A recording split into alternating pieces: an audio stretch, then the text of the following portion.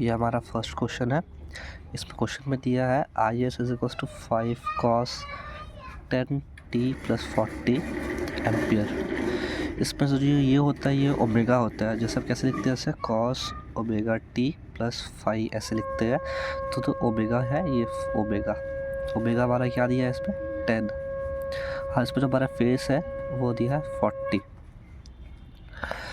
Then हम इससे, ये हमारा इंडक्टर है तो हम इसे ZL ले सकते हैं। जैसे इसको R लिखते हैं तो इसे हम ZL या ZR एंड इसे ZC ऐसे हो गया। देन अब हम आगे चलते हैं, हम इसका इम्पिडेंस निकालते हैं। याद है होगा शायद, हम XL लिखते थे जब प्योरली इंडक्टिव सर्किट बना रहे थे तब। तो XL और ZL is equals to omega L। इसमें एक नया टर्म इंट्रोड्यूस होता है J या I करके। ये कॉम्प्लेक्स नंबर वाला I जो होता है ना, I इज इक्वल्स टू √(-1), ये वही है और कुछ नहीं है ज़्यादा कुछ। ठीक है, तो इसमें अब हम लोग को ZL मतलब इसका कितना इम्पिडेंस है या इसका कितना रेजिस्टेंस है, ये कितना अपोज करेगा या ये कितना कंडक्ट करेगा करंट को। हमें I0 निकालना है, दिस वन बताना भूल गया। तो J वैसे का वैसे रह गया, ओमेगा कितना था 10, L का दिया 0.2, तो ZL कितना आ गया 2J। सेम ZC निकाल लेंगे, ZC मतलब दिस वन, इसका क्या होता है 1/J ओमेगा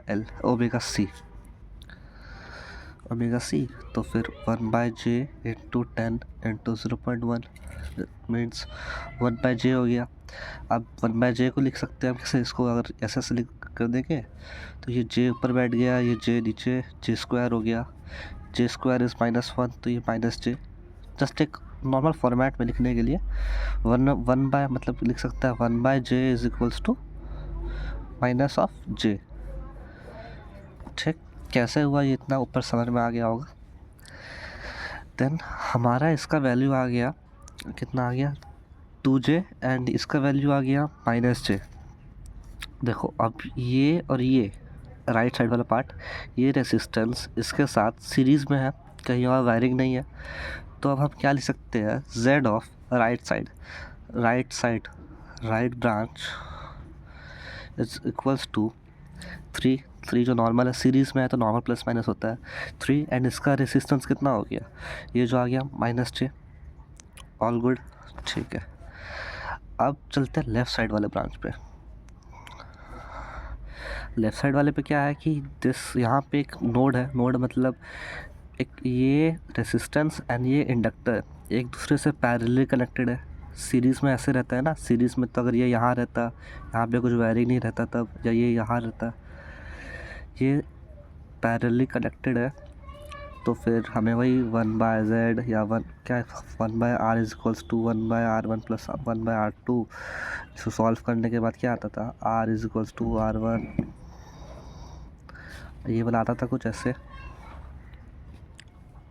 ठीक, तो हमको भी बस क्या R1 R2 इसमें मतलब दिस एंड दिस, तो मतलब 4 × 2J, R1 + R2 मतलब 4 + 2J। ऐसा कर लेंगे तो 8J और 4 + 2J का 2J रह गया। इसे कैलकुलेटर में डालेंगे पोलर फॉर्म में, यूट्यूब में देख लेंगे पोलर फॉर्म कैसे होता है। पोलर फॉर्म में डालेंगे तब इसका कुछ वैल्यू आएगा 3.85 एंगल 8.9 एंड इसे पोलर फॉर्म में डालेंगे तो इसका वैल्यू आएगा 1.79 एंगल 63.4। ठीक, अब हम लोगों ने एक 12 में पढ़ा करंट डिवीजन लॉ करके, देखा भी होगा कि अगर यहाँ से I टोटल जा रहा है and 2 series parallel connected circuits है ऐसे ऐसे करके, R1 R2, यहाँ गया I1, यहाँ गया I2, तो I1 will be equals to R2/R1 + R2 into I total, या this one will be equals to ये अपोजिट वाला branch R1/R1 + R2 into I total.